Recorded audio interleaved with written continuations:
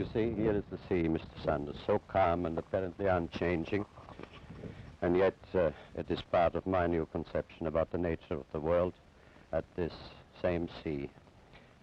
Many times in the past history of our Earth has rolled over the surfaces of the land masses, sweeping away all life and vegetation and eventually returning again to its former bed. This is the part of the biblical theory of the flood and the theory of people of other races. Oh yes, this actual event, the last one, is recorded in all the sacred scriptures of all the old civilizations, from the Hindus to the Bible.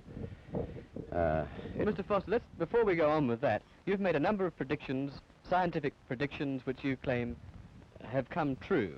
Now, what are those predictions and how do you make this claim? Well, they are all based on the new notion that the physical invariance principles of contemporary science are invalid. And I stated this first in a manuscript reviewed in Australia in 1954. And the validity of this statement was confirmed finally last year at Princeton when the principle of time reversal invariance was found to be invalid. Well, who accepts the fact that you have made these predictions accurately? Well, the facts as such are undeniable and must be accepted because they're documented. And it was accepted as such at Oxford, at Tasmanian University, and also at the National University. The facts as such are accepted, but the explanations and the new views as yet are not.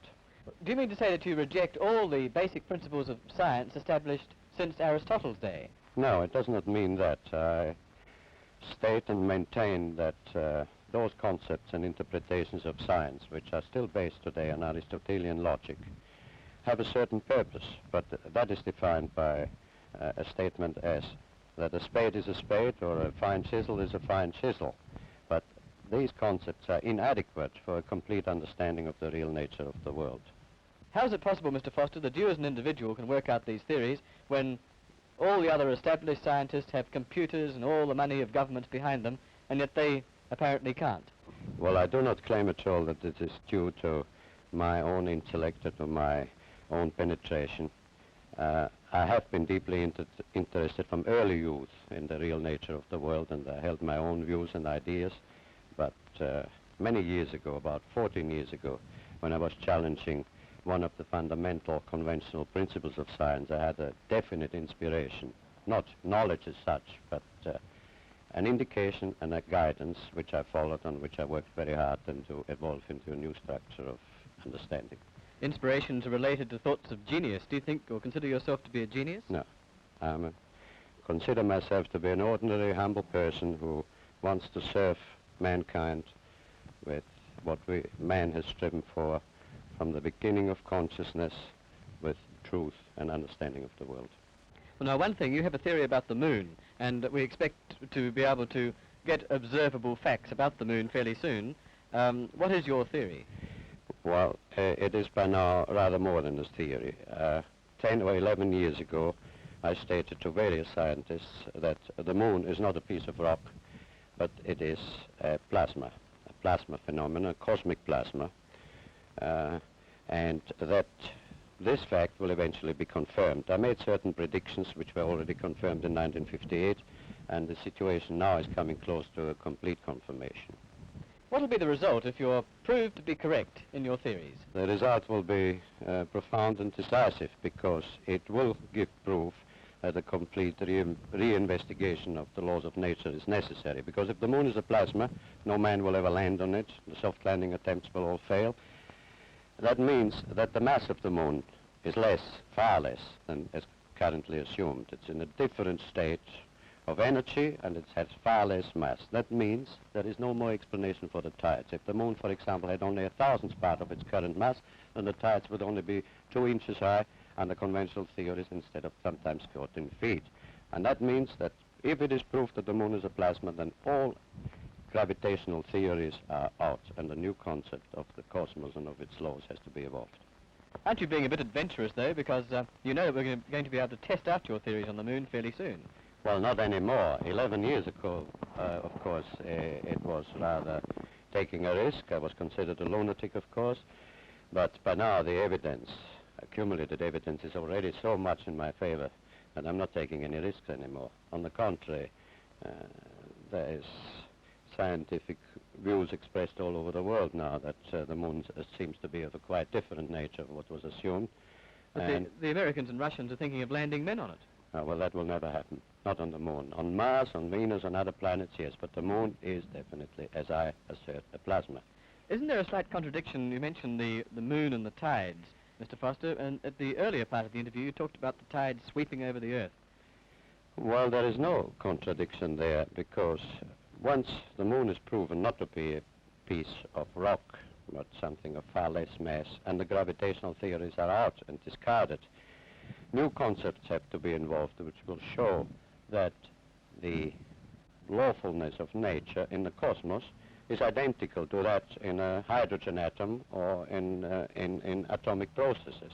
And when this is understood and worked out in full, it will be found that the physical processes of the Earth are quite different in geophysics of what is present assumed, and that lawfully in certain periods, mostly during the ice ages, which occur every 200 million years, and there is a reason for that, the axis of the Earth suddenly tilts over. And when this happens, then you get the floods of the Bible, which were recorded before. The tides, the ordinary everyday tides have an explanation, even if the moon had almost no mass at all, because they are field effects. They're induced by cosmic pressures which exist in the field of our solar system.